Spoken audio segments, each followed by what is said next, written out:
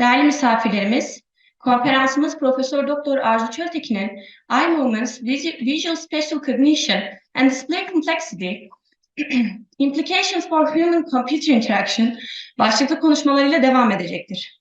Konuşmalarını yapmak üzere FHNW Institute for Interactive Technologies'ten Profesör Doktor Arzu Çöltekin konferansımıza uzaktan katılacaklardır. Sözü kendilerine bırakıyorum. Dear guests, our conference will resume with a speech by Professor Dr. Arzu Çöltekin, titled Eye Movements, Visual-Spatial Cognition and Display Complexity, Implications for Human-Computer Interaction. Professor Dr. Arzu Çöltekin from the Institute for Interactive Technologies will be joining our conference remotely. I now give the floor to Professor Arzu Çöltekin. Hi everyone. İyi günler, merhabalar. Umarım sesim geliyordur, görüntü de uygundur. Az önce ekranı paylaşırken biraz sıkıntı yaşamıştık. Her şey yolunda mı? Öyle, iyi görünüyor. So I will speak in English. It's an international conference. I see someone from the chat says everything is good. Thank you, Yasin. I will go ahead and jump in. I have about 30 minutes. I might be 35 minutes. Let's see. I'll try to fit to the time so there's enough room for questions. It's an honor for me to be here. I would have really liked if I could be there in person. I'm from the region. I was born in Ardahan in Çıldır and raised. I was there until I was age 10 in a village that was really high mountain village with very, very few people, 70 families or so. That's sort of my origins. I have memories of Erzurum from when I was maybe 8 years old or so, well, the first time and the only time. But unfortunately, the practical reasons I couldn't be there today in person, hopefully next time. I have a kind of a long journey professionally. I'll give you a quick introduction about who I am. But before going there, maybe you are curious about the screen image that I chose. This is a satellite image used as a map overlain with roads, and somebody's trying to find some information on this map. That is to match it, what you see here down to the map, and you can, the little blue circles are their eye movements, so you can actually see what the search process looks like. And there will be a little bit more of the eye movements today, but maybe also a couple of other things. I'll go and introduce first myself and then a little bit the talk. Currently, I am a director in a computer science institute called Institute of Interactive Technologies at the University of Applied Sciences and Arts, Northwestern Switzerland. It's a mouthful with the name of the school, but that's just how they chose it. I'm hired there about 5 years ago as a professor of human-computer interaction and extended reality. I also work with Harvard University with a group in astronomy with scientific visualization topics. The group is called Seamless Astronomy. But my origins are in geospatial sciences. I started in Yıldız with my bachelor's. I did my master's there in Istanbul, and then I went to Helsinki for a PhD in photogrammetry, which is the geospatial word for computer vision these days. In the past, it had its own specialized corner, but with the computers coming in, it really started to become too similar to distinguish. And then I worked at the University of Zurich in Department of Geography for a long time. So if you dig my past, or also actually to some degree today, I'm very strongly interested in maps, navigation, visual-spatial information acquisition, and this is my origins. And you will see that I studied a lot of that, how people process spatial information more than others. I have also been in TU Delft in Netherlands, University of Melbourne for a short stay, NRC in Canada. There I was employed for a short time, National Research Center in the Visual Information Technology Group. I also have visited UK, and I just kind of go around. I ended up this is my 5th country in Switzerland that I worked, and I also have some ties globally. I also work for a couple of international communities. They are also mostly originated from whether geo or visualization, but these are the communities, and you can see that there's a lot of visualization and extended reality and digital earth in my profile. That fits also with the number of projects. These are many of them are funded projects I've done. I've done a whole bunch of visualization related projects and published in this area strongly. And there it's like the details about what makes a visualization work or fail. Things like, you know, people use shadow for representing 3D, which may cause illusions. I will show an example of that today. We did color in terms of both color deficiencies, but also for healthy vision, whether people can distinguish two colors. I did a lot of studies on realism, a little bit. I'll show visual realism. I'll also show a little bit of an example of that one. And then I studied visual complexity directly. There are people who try to attempt quantifying if a display is too complex. So you try to put a number on it, and it comes from attention and cognition literature. But you feed an image to an algorithm, the algorithm spits out a score, and then it tells you this is too complex. So we wanted to see if it actually matches human performance with some tasks. So we have done experimental work as well as computational work here. All these other three are mostly experimental and only very limited, I would say, in terms of computation. But the message comes back to how to do visualizations better, how to render it more efficiently for both humans and computers. I've done also some interface design work, a lot of 3D, which led to obviously extended reality, which is always 3D. And I also worked on the area of adaptive displays, that is to do with eye tracking as well. So if you know where somebody's looking, you don't have to render everything. You can try to match how human vision works. So like in the center vision, we see a lot more than we see in the peripheral vision, which is also true in the third dimension, focal point. You see a lot more detail and color, and the rest of the world is blurred. So human vision manages the world in a non-uniform way, and we can also exploit that for computer vision.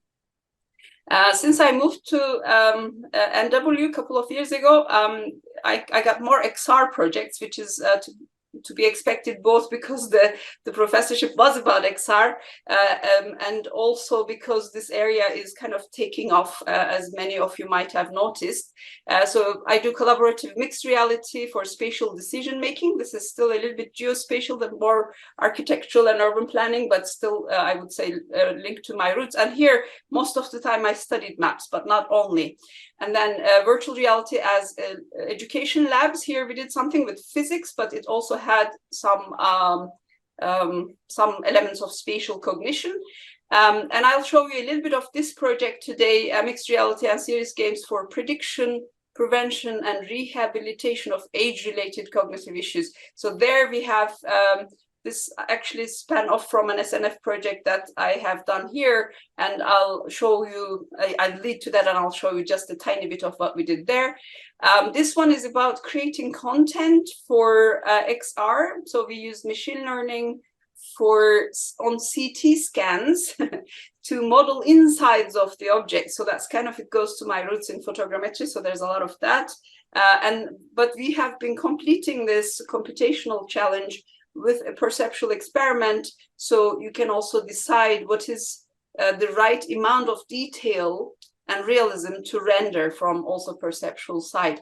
And then I have a lot of smaller projects that are kind of probably going to lead, but a lot of them have a component of cognitive aging, brain health, and also it brings to other aging related work, something like virtual coaches, virtual companions, and it's almost always an element of virtual reality. So I'm going to leave it here because I don't want to take all of our time, but I wanted to make a point that I do a lot of eye tracking, which is also in the title of this talk. Whether I study visualization, whether I study interaction, whether it's extended reality or a simple two-dimensional map in navigation, we almost always go to eye tracking because that gives us a whole bunch of information that we find a proxy to be how people process information. And since half of human-computer interaction is human, it's very interesting for us to try to identify how humans process information, how their attention works, where is the cognitive load levels, and then bring that message home to doing our graphics correctly. And in this vein, I've actually done like this huge sort of framework idea. At some point, I was thinking what factors affect this kind of decision. If you're doing a visualization, or in fact an interaction that you want to take the humans in the center, but are working in this corner of technology and design, what are important factors? And I try to see and classify.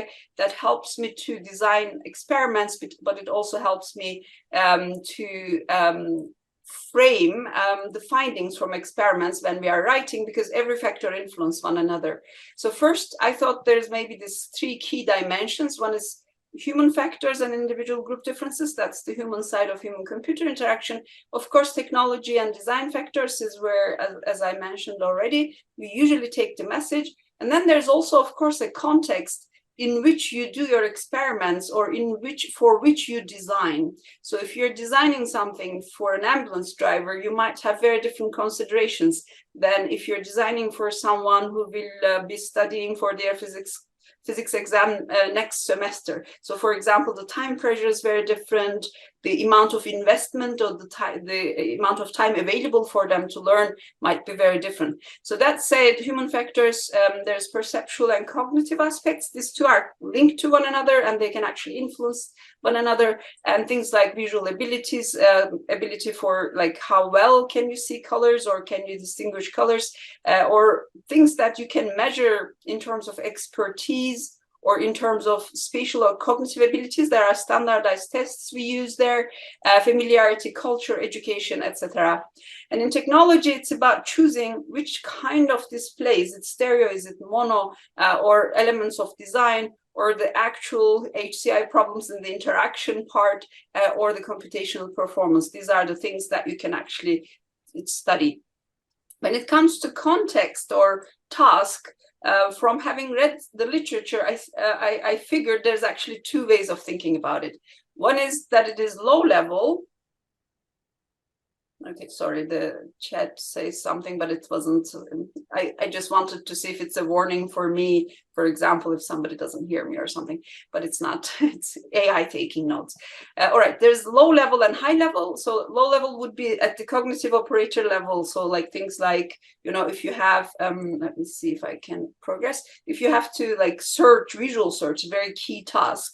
If you have to identify something or compare things and associate this with previously known information, or learn or remember, these are independent of whether it's an ambulance driver or whether it's a touristic planning or whatever education.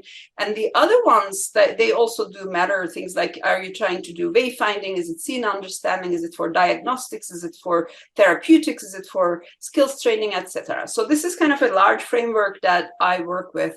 And sometimes I find it's like I haven't written this up properly, but it is in an abstract that you can still find the graph somewhere. So human visual information processing, this I wanted to just make a point how busy a human mind is with visual information. If you go into the vision literature, people estimate that around 40% of the processes in the brain actually does visual, maybe a little bit crossed with spatial, because visual is everything. Visual is also spatial. Everything spatial is not visual, because people who have vision deficiencies, they still have spatial processing if they don't have no visual processing at all. But it is maybe in this 40%, I think, is a little bit crossed between the two. But about 40% of the brain is busy processing visual information. That's a lot of information processing for humans. So it is important for us. It's a very primary sense. I also find it kind of existentially interesting that, you know, our brains is so busy processing a tiny bit of the information. If you look at the visible spectrum, we know, at least this much, we know that there's a lot more going on outside our sensory spectrum. And within this spectrum, it keeps us busy nearly half of our time. Despite this, you know, we fail. The human visual system tends to give us sometimes the wrong information, or it doesn't necessarily give us the wrong information, but cognition and perception, they interfere, and sometimes cognition wins. And by that, I mean statistically known visual information to the brain actually takes over, and then you get visual illusions. I'll show you an example. This is, you see this carpet is supposed to be flat. I thought that was a nice optical illusion example, which some of you might have seen. But you also see, for example, that happens. This is to do with perspective and linear, the failing of the interpretation of the lines. And here you also see examples of color. So the black and white, the colors are, it looks, the color of the font here looks a lot lighter than it is here, but it does change because it's surrounded by darker or lighter colors. And you must know this very famous example exactly on this topic. You can see this white now becomes gray, and if you put it back again, it is white again. So this is to do with shadow and the surrounding colors. If a color is surrounded by darker colors, it is perceived by the visual system as lighter, and then the other way around. It is a very sort of tricky optical illusion. And this happens also with human faces, or rather a specific case of human faces. So this is called the hollow mask illusion. And that's also to do with illumination. So it's not in every condition. But if you look at the mask now from front, this is the front of the mask. And if you play it, now you look at it from the back. And here, the nose still looks like a convex nose. And this is partly because human brain noses are convex. You have seen a million noses. They are never concave. And also because the illumination actually gives us, the shadows gives us an additional 3D feeling, because its illumination comes from the side, not from the top in this case. Now, why am I saying all these things, and how is that relevant to HCI or visualization as a topic of HCI? Is because we have done a project around this. I wonder if I'm, okay, it doesn't matter. I see some little red line here, which I think is an artifact, but it's not important. This visual illusion occurs on maps and satellite images. So if you take this one, for example, this is a river. And for the majority of the people, it appears it's on a peak, on a mountain ridge, but it's actually in a valley, of course, because rivers tend to run on valleys. If you rotate this around 180 degrees, you see it more as a depression. I don't know now, I don't have, unfortunately, a good way of interacting with you guys, how much you see it this way, but we have done a lot of studies trying to see if this one is actually prevalent, which it is. It also happens in terrestrial images. So if you look at this photograph here, and you can focus on this little area where it looks like a chocolate bar. And if you rotate this around, you get more like a waffle. So it completely, depressions become peaks, peaks become depressions, depending on where the light comes from. And this is something known in perceptual psychology. It's called light from above prior. And the word prior or assumption is to do with basically cognitive statistics. So if you're born, the light, because the sun is above, and then the moon is above, and the ceiling light is above, and we usually experience light that comes from above. And then your mind picks up on this pattern, and that pattern eventually says, if the shadow is in the scene, it must be below. And if you put the shadow on top, it corrects it for you from the previous knowledge. So that is the prior part. So this is cognition interfering with perceptual signal. If you could process the perceptual signal purely, you would not be experiencing this illusion. And this illusion is bypassed by people on the schizophrenia spectrum, so that they can bypass the face illusion, for example. I don't think this has been tested on them, which is also it's a cognitive strength for them. They can process pure perceptual information. Now, an example of what we have done, this was a master student with me. For a master student, he was very productive, Julien. we had 2 papers out of his work. So this is a shaded relief map. So in cartography in geospatial world, people use shading to show the terrain variation, the elevation variation on a terrain. And this is something that is we can control in a computer. So now the example of the satellite image, it's hard, and it happens in satellite images of the northern hemisphere very dominantly. A lot of them have perceptual errors in them, or they are prone to this perceptual error. And we have also done studies as to how common that is, and it is very common, and how to correct it. So there's a whole bunch of things that we've done around this topic. But with the shaded relief maps, this is basically computer rendered. So you can take a software, you can change what you want. And that we thought, okay, this actually allows us to test, because changing the course of a satellite is very tough, very expensive. And in fact, it might be quite impossible, because they fly sun synchronous around 10 a.m. in the morning, so that they can actually capture images when it's light. So we would render images like this, or shaded relief maps like this, and we would label them ABC, and we will ask the participants, line ABC appears as clearly a valley or clearly a ridge. And you can see in the scale, we also have a bit of an uncertainty integrated in here. So people can say a valley, but it's not that clear, or I'm unsure. From that, we inferred people's confidence in what they are looking at, which actually also revealed a little bit of a surprising result. So this was the experiment. We controlled for a lot of things. I do a lot of controlled experiments. I also do other kind of experiments, like surveys that are not so controlled. But this is a lab experiment where we are trying to do cause effect. We are trying to say, if you change the direction of light, how strong will be the illusion? And we have a hypothesis that if the light is from above, the illusion will be less strong than if the light is from the side or from below, right? So this is this idea of the light from above prior.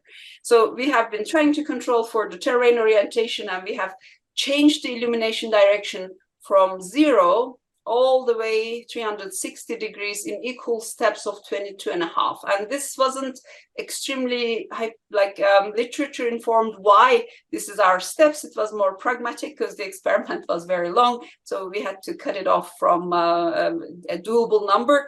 And the equal steps probably is not always the best way to do it, but this is how we started. We have more studies later. To jump into the conclusions, here we have tested it with something like 29 people. And here you see the illumination direction above everything that is blue is when people say it's a valley, and it really is a valley. And we have also like confidence measures integrated here. 4 and 5, because it was a Likert scale, is both correctly identified, but one was with more confidence and one was with less confidence, right? So what you see here immediately, if you globally focus on blue versus red, is that the southern illuminations, just as the perceptual psychology literature suggested, are not good. People are actually seeing the wrong thing. They look at this and they say this is a valley, but it's actually a ridge. It's exactly the opposite of what they are seeing. What is also quite clear is that the side illuminations, if you illuminate from left or from right, there's an ambiguity. You see the amount of red and amount of blue is almost equal. So that means half the people think it's a valley, the other half think it's a ridge. So half of the people can bypass this illusion. If the light comes from above, it's ambiguous, and some people start interpreting more. The cartographic literature has been aware of this without strong empirical evidence, but people knew from their own experience, basically, and have been recommending 315 degrees. In our study, we found that this is a little bit better. So here you see there's nobody, there's not even a single person that perceives it the wrong way. And almost everyone, there's some artifacts at the unsure, and there's one person who sees it the opposite, but everyone agrees basically. And if you go into a little bit north, this is still better than the convention. So we have actually corrected a little bit from this experiment, and then we repeated this study a few more times. It's handedness matter, I will tell you in a second. So this is one of the studies that also got featured in National Geographic. I was also very proud of that because as a high school student, I was receiving National Geographic as a gift, and for me it was like something far-fetched, and then I was featured in National Geographic with my student. So that was actually a nice moment for us. But one other point that I want to make about this study, and then I'll move on, is that when you see that the best illumination angle, you know, we talked about light being above, right? So the light comes from above, but it's on the left. It's not exactly above. So the most northern lightning is not the best lightning. It's a little bit on the left. And this is also quite interesting. It apparently, or currently, it's explained by dominant hand. So if majority are right-handed, and if people work with their hands, whether you're writing or whether you're doing anything with manual work, you would align yourself so that the light comes from left. That way, your hand is not, the shadow of your hand doesn't get in the way. We have also, we also studied this handedness thing later, but I wanted to show the confidence bit quickly. Forgot that I had these 2 slides. So we had repeated this study with shaded relief maps and compared to satellite images. And you can see this is the amount of illusion. Only about 2% can pass the illusion here altogether globally. And with the satellite images, more people can bypass the illusion. It's very prevalent. It's 80% still cannot bypass the illusion.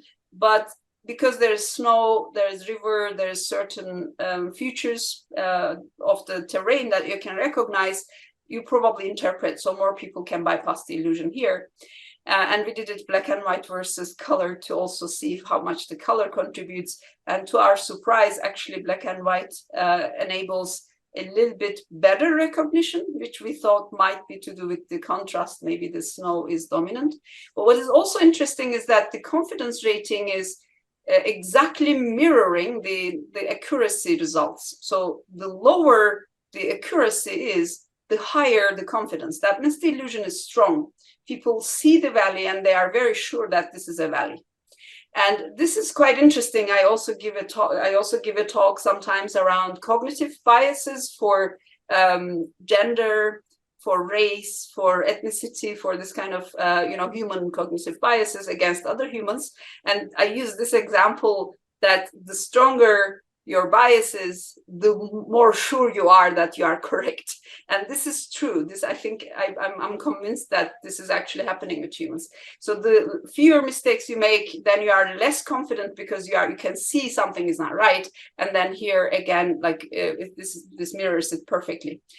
Another sort of sidetrack about confidence in this case is that we have looked at the experience levels. This was including the terrains without illusion, so you see high accuracy rates. But if you look at gender, which I get also asked quite a lot, how does that play?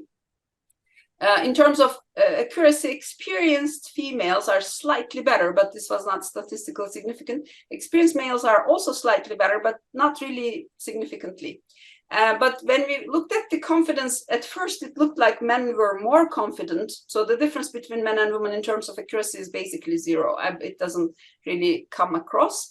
But if you look at the confidence, men appeared more confident. And then when we split it by expertise, non-expert men are more confident. So men with some expertise in the topic, their confidence levels are similar to that of women, which we think corresponds to actual performance. But here there's some overconfidence. So people are marking, they are very sure, even if it's like a perceptual task, it doesn't really require much. It doesn't really require that much knowledge or previous training. What we are doing is a very perceptual task. They just mark that, that I'm absolutely sure that's a valley. And this happens not with women who do not have different level of education, but with men, especially those that are not experienced, which I find it very interesting. I would like to replicate this and understand it. I'm not a social scientist, so I don't fully I can't fully interpret it, but it's something that our data showed, and I would like to explore more. It is not unknown. I looked into the literature. The confidence this is affected by so men tend to be more confident than women. People sometimes interpret that as women being underconfident, but it may be that men are overconfident. But there's something going on there, and I tell my students sometimes that confidence, how to interpret confidence in this context, in human-computer interaction or visualization, it is important not to take, like if you do subjective user studies and if you ask people, you know, is this good for you, is this not good for you, you might receive very assertive statements from people. Do not take that at the face value. Compare that to actual performance measures, because sometimes people are more confident than they should be, and it could be also the other way around. So for us, a lesson is that if somebody is very assertive, it doesn't necessarily mean that they are better at something. So this is kind of, I will not go through, I will go through very quickly. I just wanted to show you that we have done some more studies on this. We know that it occurs in shaded relief maps and satellite maps. It is very prevalent, and we know the texture actually reduces the illusion. Color seems to strengthen, at least from the first evidence. There's a left bias. We also looked at the handedness in another study, and that does matter. The handedness study for us is in progress at the moment, and that kind of, we also could see that this is a reproducible effect. We also looked at the solutions, how to fix it. It's particularly challenging with satellite images, but there are ways to do it. There are ways to solve this problem. Now I'm going to move on to the next study that I want to show you. It's 12:07. I'll try to speak 10 more minutes if that's okay, and then I'll take your questions. So this one you might have seen online. Perhaps it has been a meme. My desktop at some point looked like that, and the computer is slowly eating this. And I will play it once again because I find it very entertaining. So the calendar goes, the dictionary goes. I actually carry dictionaries like this with me all around the globe. The globe goes, address book goes, the camera goes, etc. What is left here, this is the digital transformation. What is left here is the computer, obviously, and you have the cell phone. Maybe cell phone eats the computer, I don't know, and the glasses. And the original, the meme, whoever prepared this wasn't making a reference to augmented reality or virtual reality, but I thought that was a nice coincidence for someone who works in the area, that maybe the glasses eat the rest of it, because it's a variable computer, and that's what suggests to me. So I'm going to switch to virtual reality, one virtual reality experiment we've done. And first I wanted to say virtual reality seems to be an interesting, I think these are mostly posed, but we also see that when people put on the glasses, everybody has this dropped jaw, like there's something fascinating, something entertaining, something very impressive about having been in a virtual environment, depending on what's been shown, but there's an emotional effect. First, in case the audience is not familiar, I wanted to give a quick introduction. But before I go into this, the ICXR also is a strong area where you can do visualization. Maybe a way to think about it is that then your entire world becomes a display. So it's not just, you know, on a screen, on a mobile screen, but then you can visualize things everywhere, or you are surrounded by the visualization in a virtual environment. And this links to, this changes, this is a different way of experiencing a visualization, because the other ones are more at the analytical level. You're looking at a plot, and in this case, you are inside it. That means that you have this experience-based inferences. And for humans, this is two different streams of information processing. One is, it's a Nobel Prize winning thing from Kahneman and Tversky. The way of thinking is system one and system two. System one is the quick interpretation, the holistic processing, the global processing, experience-based learning and thinking. That is where also illusions occur. And system two is more analytical, more deliberate. And I think that classical visualizations based on plots and maps feed into system two, but the XR probably feeds into system one. That is rather memorable, impressionable, more impressive, but also more subjective. which has a different value, and some people cross the two. It's called immersive analytics, which I think is fine, but I think the effects of immersive analytics is less understood than those that are really experience-based. Now, if you are not working in the XR, you might wonder, how is that different than virtual, augmented, or mixed? It's a bit of a mess in terms of terminology because it's a fast-moving field, but X is kind of the variable for virtual, augmented, or mixed. So because you don't want to say every time virtual, augmented, mixed reality, you say extended reality, and you mean all of them because they have something in common. Virtual reality is, I think, quite obvious to everyone. It's a virtual cat in a virtual room. Everything is virtual.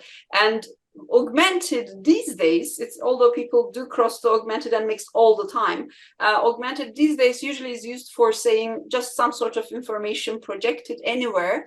So that does not require registering the virtual object to a physical. It doesn't require anchoring it to a physical object. So it could be just floating anywhere in the space. But if your object needs to blend with physics, the actual chair or actual table, then you have to, that is when we talk about mixed reality. It's a long discussion with terminology. I will not get there, but if you're curious, the old definition actually was kind of the opposite, but Microsoft with the HoloLens, they actually use it this way, and now I think more and more people adopt this way, and I'm using it this way. So mixed reality means really recognizing that this is a chair, or at least recognizing that there's a surface here, there's the wall, and then, you know, my calendar, my virtual calendar can go onto the physical wall, in fact, in a very specific place in physical wall. Now, this is very different than augmented reality because, and it is also actually much harder than doing virtual reality because it requires a lot of real-time computation of the space around you. People talk about spatial computing, and that's also where there's some overlap between geospatial world and computer vision world, because geospatial people also spatial reference all the time, and the word spatial computing means something for them also in that sense. An example of mixed reality is this one. You have, for example, historical pictures of Paris, and you're walking around in the street and you can see what it was 200 years ago, exactly in the spot that you're in, and it's registered on the exact space. So you could see, and we did this also for the Zurich train station. So this is an example of mixed reality. Let's see an example of virtual reality. I don't know if you can hear my sound.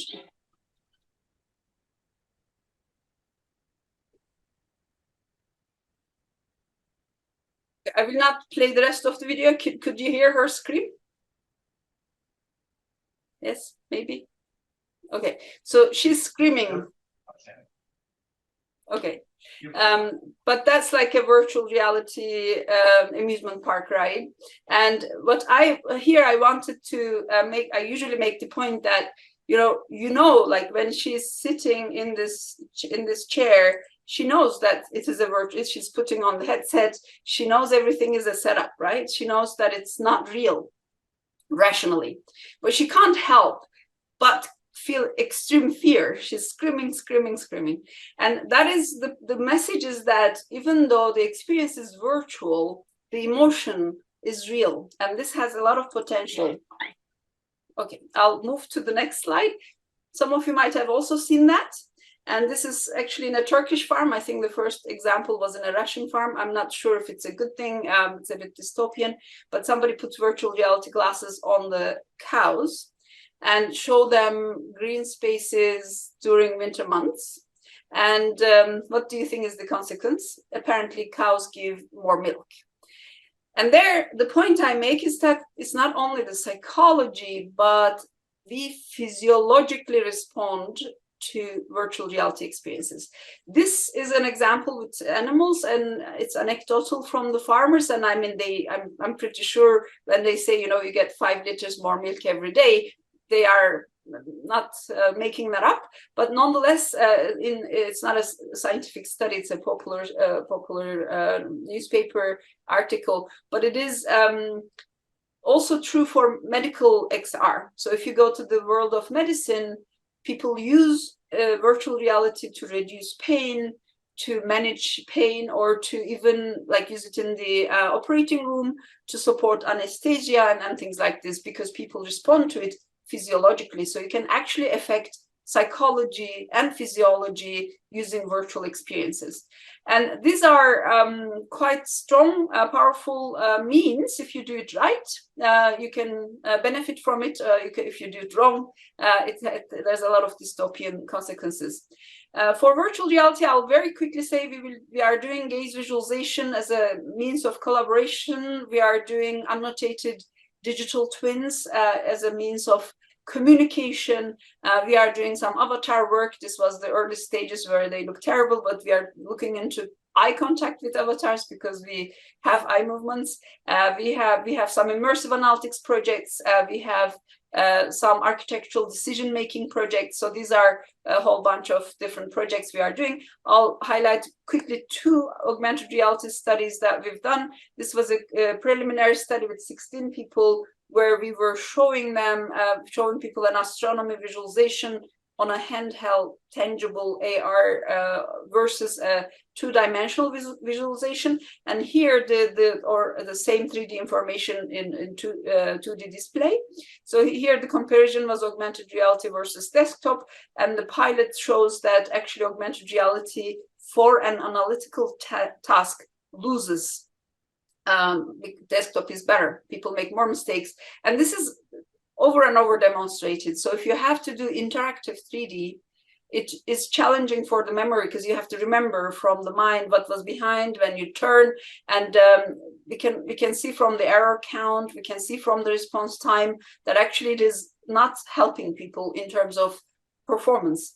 But if you ask them subjectively whether this is beneficial, there's 100% agreement. People believe that there's something good about it.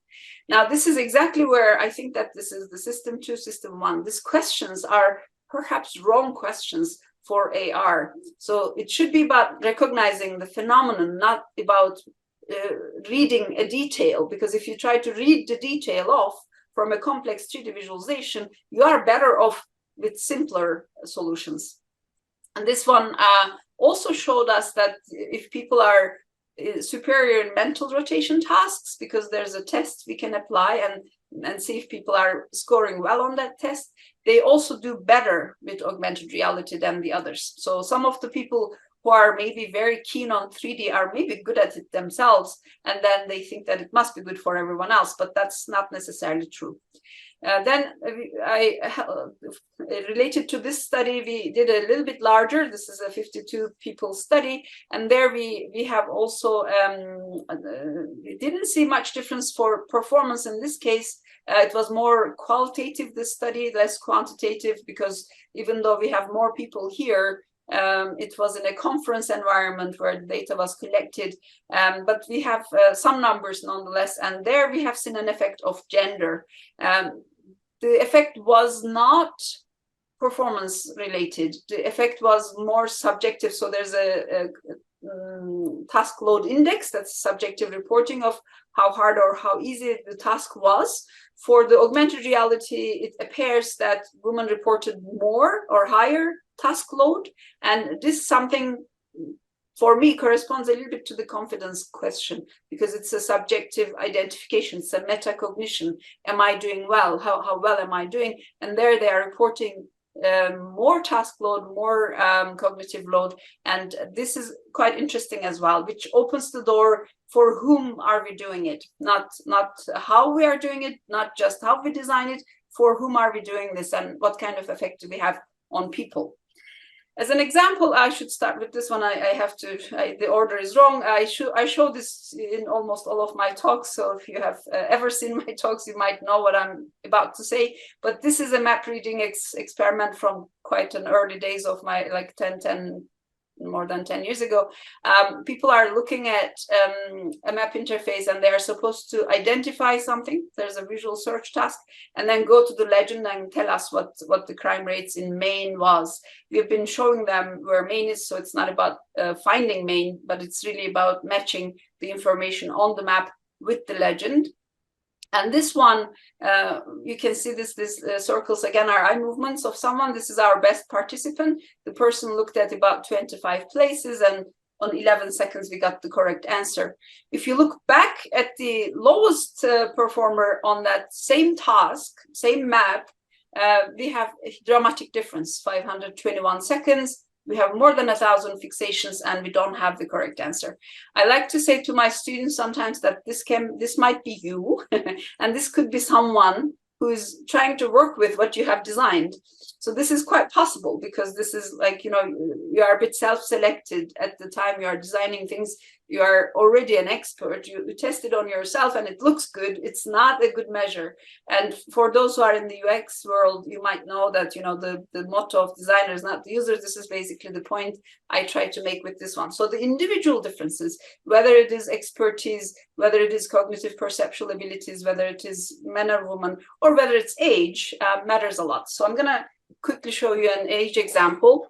And aging, I find it very interesting to study, not only because, you know, when I'm 75, we will be something like 30% of the global population, and it's in my own interest to be able to function cognitively and be able to use digital tools, but also because there's economic reasons. Of course, you know, if you have 30% of the population, you might have the rest of the younger generation basically will have to feed these people and care for them. It's dramatic what's happening. In 1980, apparently it was 382 million more than 60. Today it's 962, and it is expected to double again by 2050. What is also dramatic is that you have the population between 15 and 64 continues to increase, while population between 0 and 14 is globally decreasing. So we will at some point not have this age pyramid. We will maybe topple it this way. So we might have in the future more older people than younger people. So it is quite relevant. And aging and cognition, they unfortunately are not a good mix. This is a little bit an older paper. There's some nuance perhaps if you dig deeper, but the pattern emerges in many different publications that this is your 20s. And this is your 80s, and the short-term memory, the working memory, the long-term memory, the speed of everything kind of goes down almost linearly as you age. So the senior moments are real. And if somebody says, oh, I'm having trouble learning the language as I'm older, this is not coming from nothing. It is true that it is the working memory, all kinds of memory systems are affected. However, not to depress you all, the experience-based verbal knowledge actually gets better over time. So wisdom is also real. This understanding that older people know, something that we don't know, this is also correct. So you can still trust your supervisors. But in terms of information, talking about aging or abilities, cognitive abilities, there's a sweet spot that also relates to that, about the amount of information we can process versus the amount of information we can show. The decision performance is negatively affected by too little information, but it's also negatively affected by too much information. Now, the challenge for HCI is to find this sweet spot. How do we decide what number of interactions are appropriate for our target group? How do we decide how many pieces of information we can display at the same time? In the literature from Miller from 1956, there's a magical number 7 ± 2. That is the working memory capacity. And this appears in numbers, in words, in shapes, in colors. People can process about 7 things ± 2. Later, Cohen, someone else said it's rather 4 than 7. So maybe this is a little bit helpful to try to say, maybe it gives us a rule of thumb. Which cartographers actually pick up on that? If you are doing a map, they recommend about 7 classes if you are arbitrarily introducing classes. So some of the information is gone.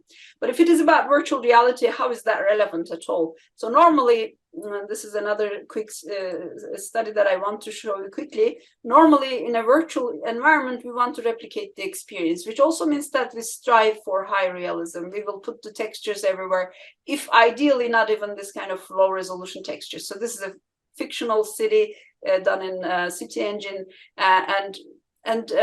however, given that curve, in this study we wanted to explore how much information is too much information? Is the mimicking the real world too much, perhaps?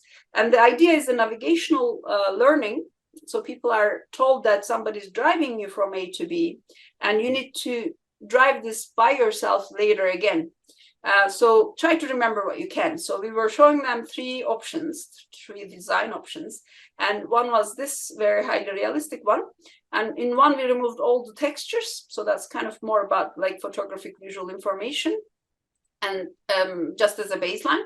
And then we thought that, okay, what is the navigational relevant information? And if we highlight that, what does it mean? So navigational literature says that people pay attention at the intersections in the direction of turn. So we highlighted those buildings, and then the structural, the roads, we left it textured because structural information might also be important to build the cognitive map, so to speak. This is a very rich study, but I'll show you one graph. We measured it with younger people and older people. There was about 40 in each group, and we had measured immediate recall, and we measured what happens 1 week later. So we brought them back into the lab, and we gave them the memorability tasks, a whole bunch of tasks, to see what they can recall without seeing the videos again.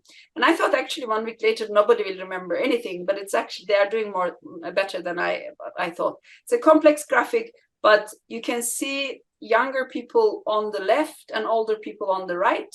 You can see the immediate recall right after they worked with the videos, 1 week later on the top, and then 1 week later in the bottom. And each of these bars correspond to the three conditions that we have been showing them. And this is showing the visual-spatial recall success rates. So here you have this gray line here is the chance levels. And people are above chance levels in almost all conditions, except the older people 1 week later here are not. They are below the chance level already. But most of our systems, people can remember something. What is very clear is that this inverted U curve actually presents itself in the data. So with to full realism, people are doing better than no textures at all, but not by far. In some cases, full realism impairs memory. And this one with the highlighting actually supports memory. So you see, for example, younger people remember about 78.4, or they do recall tasks with this kind of success rate. And by 1 week, they retain 70% of it. So about 8% of the information is lost. It's like, it also supports long-term memory. And it's also the younger people overall do better than older people, which is not news, but it also supports older people strongly, and also even 1 week later. So we see the effect of design intervention and information load here. This one, we also had a confidence thing, which I removed because I'm already over time. Older people are more confident than younger people, which is also known, especially in memory tasks. And especially in cases where they are not doing very well, they are actually more confident, which I think is really understood or explained, because if I'm in a room and you show me a room that is similar to that room and ask if my memory is vague, I might feel certain that I have been there before, but it's not really true. So this was also quite interesting in terms of it calibrated confidence. This design was very healthy for confidence. People's confidence were on par with their success rates. And also it supported preferences. Majority of people preferred this solution, the highly realistic solution in the beginning, and majority of young people shifted their preference to this one. So they understood that this actually helped them. And some of the older people also, but not all of them. I also have this data somewhere if you are curious. We also gave these people cognitive tests or ability tests. So visual spatial memory capacities, exactly as you expect. Majority of young people have high, and only 23% of the older people have high visual spatial memory capacity. Among the young, there are some who do not have very high visual spatial memory capacity. And among the old, majority are losing their visual spatial memory. Same for mental rotation, which is another ability. It's a spatial ability measure. It's also standardized tests. These are not something we invented. We see the same pattern. So among the young people, there are more people who do well with mental rotation tasks. You want to be here in this 28% or 23% when you are older. And now it's interesting for me to try to figure out what are they doing right. Is it only explained by genetics? Is it also lifestyle? Is it also something that we can influence? And it seems like maybe there is some, this literature suggests that there's some things we can do about it. But the connection to the spatial navigation from the cognitive tests is that if you're going into pathology, this was all healthy aging people. If you go into pathological aging, like dementia, etc., spatial navigation, the kind of study that we've done, and the errors can be red flags. So it's one of the earliest things that goes down. Spatial memory gets impaired early, and you can see that people get confused about navigational tasks, and that's usually a red flag to actually go and get yourself tested. And for this one, I wanted to, I'm almost done. I'm sorry, I think I'm a little bit over time. We started slightly late for my benefit, but I'm about to wrap it up. So these cognitive tests, they are done pen and paper still to this day. So if you go to a doctor's office to get tested, they will give you a pen and paper test. And there are a number of them that are standardized tests. And now in one of our current projects, we want to look if we can do this digitally and what does it mean. So the digital biomarker study. So these are very promising ways to use human-computer interaction and data science in the interest of collecting health-related information or inferring health-related information. I'll move to a bit quicker. So we did an augmented reality project with one of our partners. There's a science spin-off, a company called Altoida, and they have a digital test, battery test, cognitive test battery. And there's all kinds of interactions. And in this case, an augmented reality that measures spatial memory. So you leave some objects around the room, you need to retrieve them again. So we have been collaborating with them. And this one detects the early and subtle micro errors and micro movements, and it gives you a lot of information about if somebody's cognitive function is on par with their previous function or against their cohort. So this gives you a lot of diagnostics power.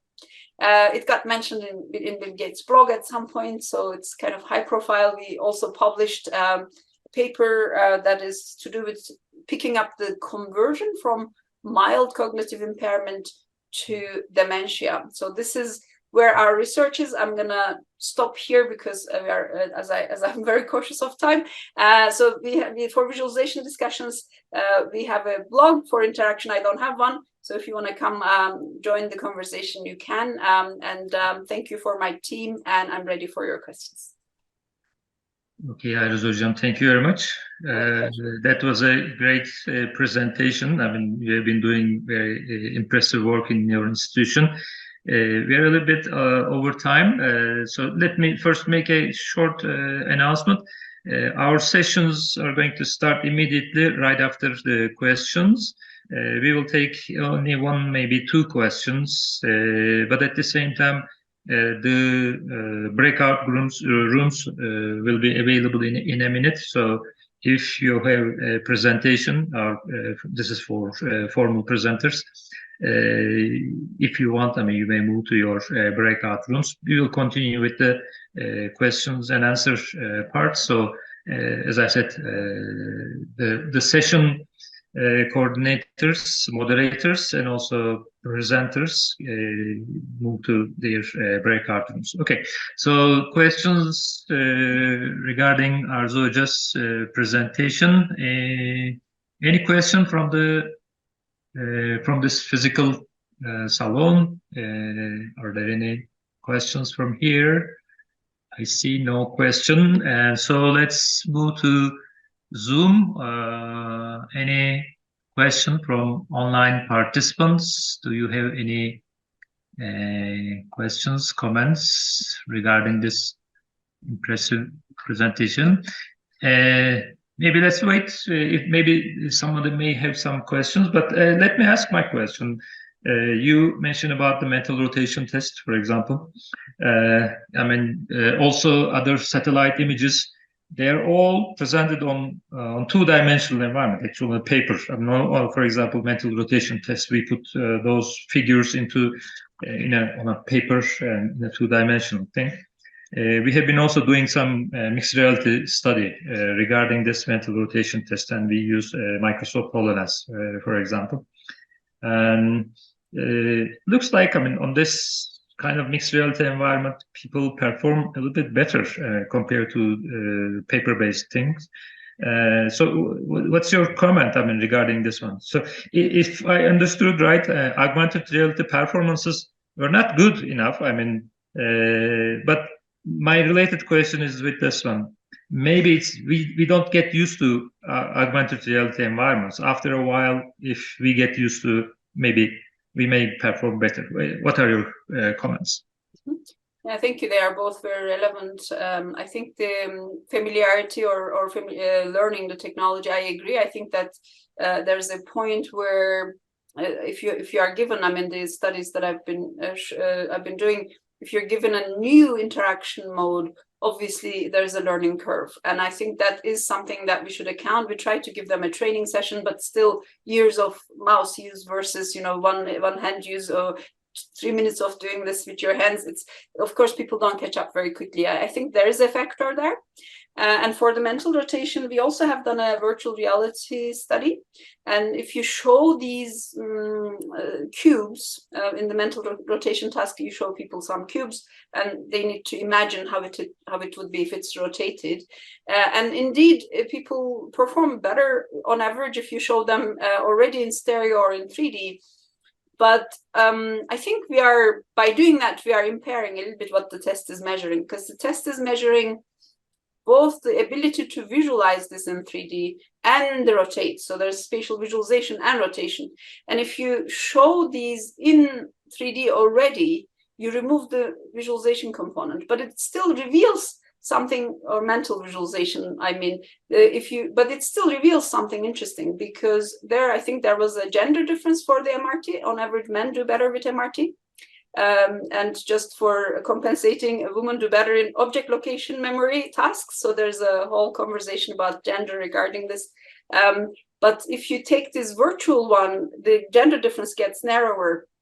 So it kind of suggests that maybe the difficulty is not in the rotation, maybe difficulty is in the visualization. So it gives some information, but I'm not sure if we are breaking the original intention of the test by showing it in 3D. So this maybe we are creating another test that actually really just measures rotation. Okay, great. Thank you very much. Another question. Yeah, there is just says, thank you. No, there is no question as I see from here. Okay, Arzu Hocam, thank you very much. Pleasure. Sorry for being over time. Yeah, next time we would like to meet in a face-to-face environment. I mean, virtual environment, it's okay, but meeting in a physical, real-life environment, it's the best. So hope to see you next time in another meeting. I would be very pleased, yes. Great. Thank you very much for your contribution. Thank you, everyone, and enjoy the rest of the conference and have a good weekend. Thank you.